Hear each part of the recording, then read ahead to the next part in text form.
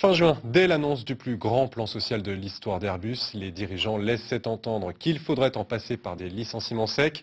Aujourd'hui, ce cas de figure se précise, mais les syndicats continuent d'affirmer qu'aucun départ contraint ne peut être accepté. Le reportage de Sylvain Duchamp et Eyam Khalaf.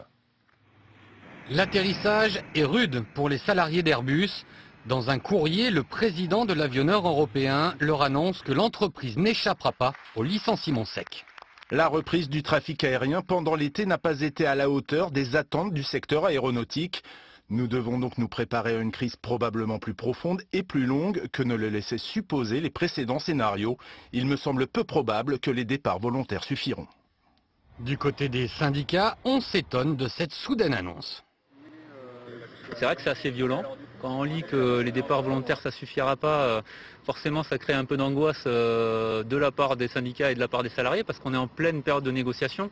Nous, notre objectif ça reste de faire 0 départ contraint et là clairement notre patron nous dit que ça ne suffira pas. Et surtout on est surpris du timing parce que finalement ces négociations qui se sont engagées depuis le mois de juillet ne nous ont pas encore permis d'arriver au bout de la mise en place des dispositifs qui seront de nature à faire face à cette crise. Et néanmoins, notre PDG en tire déjà des conclusions. 3000 salariés d'Airbus se sont renseignés pour un départ volontaire de l'entreprise. 2200 d'entre eux seraient éligibles au dispositif, loin des 5000 suppressions d'emplois souhaitées par la direction. Les organisations syndicales comptent donc sur un plan d'activité partielle de longue durée pour y arriver. Mais la sortie de Guillaume Faury les fait douter sur les véritables motivations de leur direction. Effectivement, aujourd'hui, on se retrouve dans une gestion de crise qui est surtout et qui est principalement financière.